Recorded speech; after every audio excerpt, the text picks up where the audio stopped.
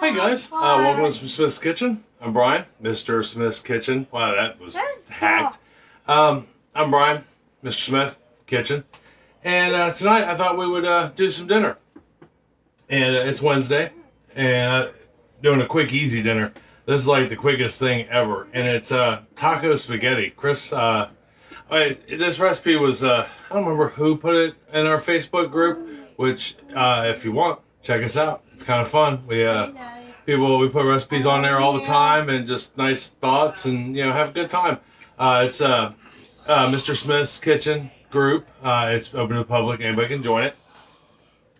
But it's a taco spaghetti, and it literally only has like 7-8 ingredients. Takes like 20 minutes to make, maybe a half hour with the browning of the hamburger. But I think it'll be a lot of fun, quick, easy meal. Today's been a busy day. Been baking like a madman.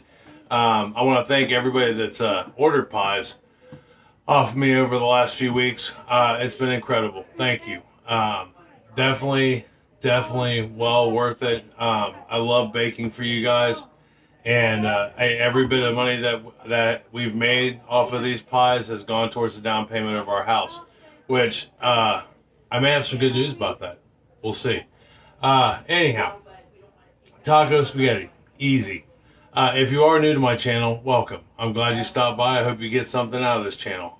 We do things pretty much all food related, in some aspect, form, shape, or otherwise. We do occasionally look at the fish or, go out and build a project, but even the projects we do are pretty much related to a kitchen and or food. So, if you're returning, thank you. I appreciate it. I do not take anybody's time for granted, and I appreciate every second you guys give me. Don't forget to subscribe. Box down below. Right next to it's a notification bell. Just if you hit on it, it'll let you know when my videos come out. They come out 2 times a week at the moment. And, a thumbs up, thumbs down. Always great. Always appreciated. I'd like to say they're not necessary because, they do a couple things, though. They let me know if you're happy or sad. With my videos, they also get us out on people's feeds and allow us to be able to grow our community, which I think is important because, food builds friendships. And food can build communities. Comments, always welcome. Always welcome. The only thing I ask is it's okay to disagree. Just be respectful with it. Think before you type. So, that being said, let me move the camera on down here, and we'll go over the list of ingredients for this literally one pot dish. All right, hold on for me just one moment. All right, so got the camera down. The only thing we'll literally need tool-wise to make this dish with is one skillet, preferably a good-sized skillet, and a lid. That's really it. Now, as far as things we'll need to make this dish with, it's really easy. First thing we're going to do is we're going to take a pound of hamburger. And, actually, we're going to turn our skillet on. We're going to put about 2 tablespoons worth of oil. Olive oil is what I'm using. Vegetable oil. Whatever kind of oil you use to brown things with or cook with. And we're going to get this heated up so the oil's hot. I'm on a medium-high heat right now. 6-ish, a little over 6 on the knob if you have an electric oven. And I'm going to wait until this starts to dance and smoke a little, and then we're going to throw a pound of hamburger in there and a 1/4 cup of diced onions. Okay, so we're rippling. Got a little bit of smoke coming out of there. So now all we have to do is take our hamburger and our onion, and we're going to put it in here, and we're going to brown it up. All right? Just like if we were making floppy doughs or anything else.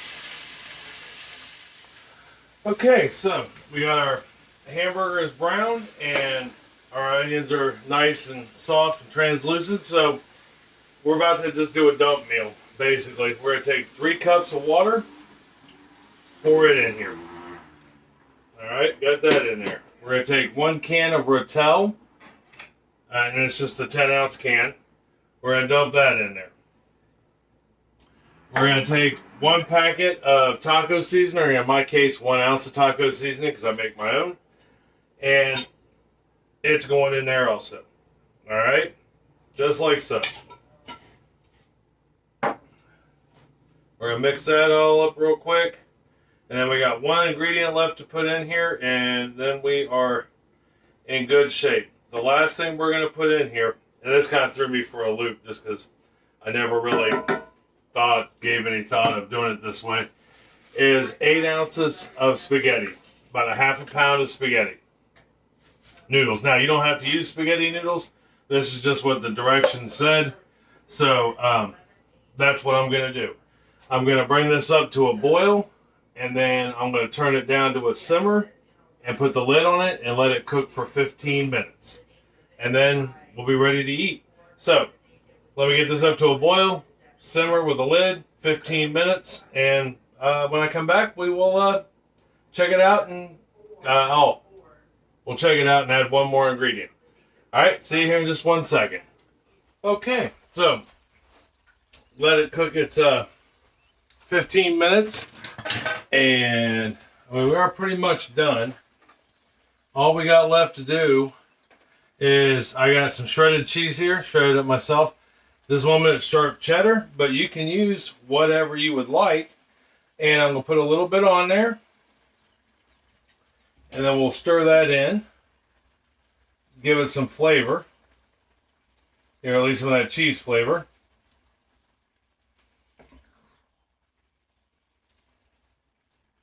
There we go, looking beautiful, as I figured it would. Now, I did end up having to put another half a cup of water in here. The noodles weren't quite done, and it was drying out. I mean, they were close. They would have been a good al dente, but they weren't quite there yet. All right, let me bring this over to you, and we'll take a look at it, and then we'll get some plated up. But right there is our taco spaghetti, and it looks good. It smells good. It looks good. Now, like I've always said, we're 2/3 of the way there with that. So let's get it off the thing there, and we'll plate some up real quick.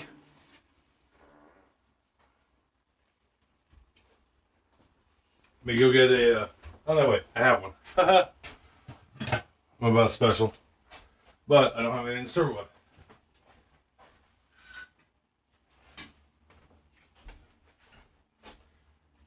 All right, so we'll pull some of this out of here, just like such. And I will say, if we make this again, I will use 2 pounds of hamburger and not just a pound like it calls for. I think that's a little light in the meat department, but that's okay. We got to try it once, right, and see how it works out. Now I'm going to add some salsa to it.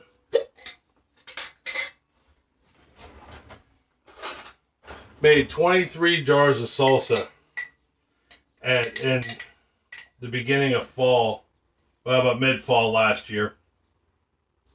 And this is the very last bit of it. So it made it through the winter, and that's a plus. But barely made it through the winter. And now I'm out of homemade salsa. So that makes me kind of sad. So I know this year, when we go to make salsa, we'll do more. Actually, I'm going to put my cheese on first. I'm going to put a little bit of cheese on there. Throw some jalapenos on there. Because why not? Hey, did you know that the red jalapenos have less heat than the green jalapenos? The reason for that is because in nature, green means it's okay to eat. It's like green means go. Which is why they're really spicy. Because then they bite into it and they go, whoa. Because the jalapeno plant doesn't actually care about the pepper itself. It wants to ensure that the seeds stay intact. So by making it green, they take a bite of it and go, wow, that's hot. Well, then also in nature, red means danger, or stop. It's kind of like red light, green light. So they don't have to be as hot. But there we are in our dish. Looking good. Absolutely delicious. So let's taste it, see how it goes.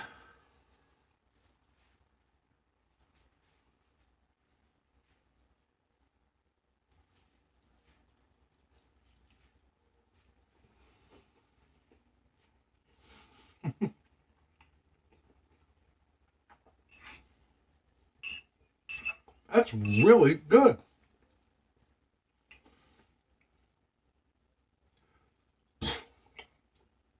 I was worried that it wouldn't have any real flavor because of the water,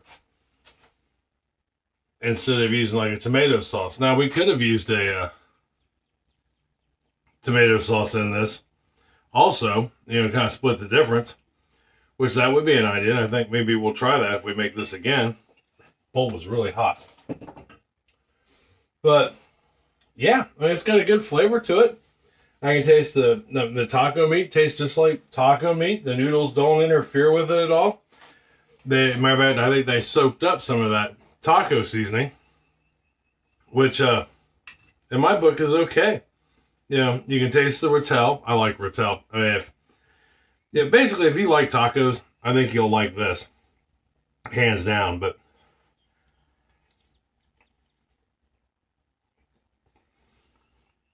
word to the wise, let it sit for a minute and cool.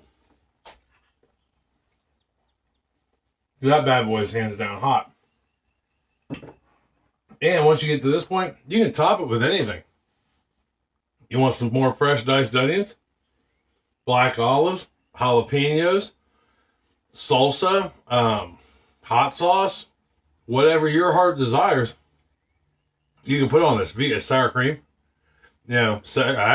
Abby. Chris loves sour cream, so so does Sarah and Abby. That would be good on this. I mean, really, any taco topping you can think of. Bam, right on there. All right, well, give this a shot. Let me know what you think. Let me know if you like it. Let me know if you hate it. I'm game either way. I know I like it, but I mean, everybody's tastes are different, right? But just leave me a message down in the comments if you try this. Or even if you don't try it and you're like, that does sound really good. Or, Brian, that sounds horrible. Why did you even show it to us? I'm game either way. I like conversation. But I'm going to go take this to the dinner table, and me and Chris are going to eat tonight. Sarah's not home. Abby will have some of this because she'll think it's spaghetti.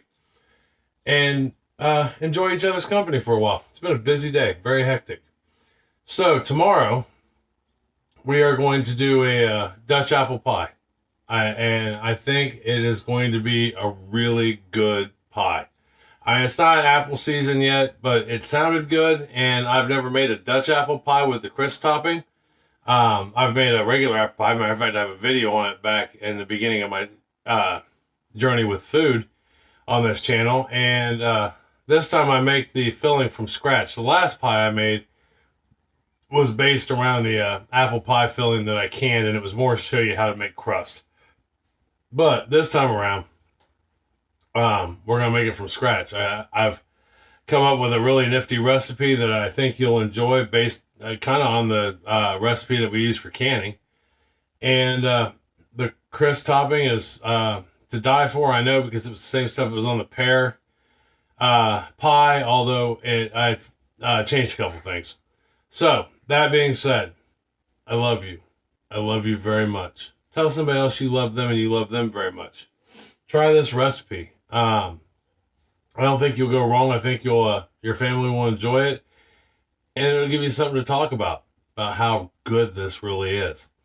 So, tomorrow, Dutch apple pie. Till then, I love you. I'll see you then. All right?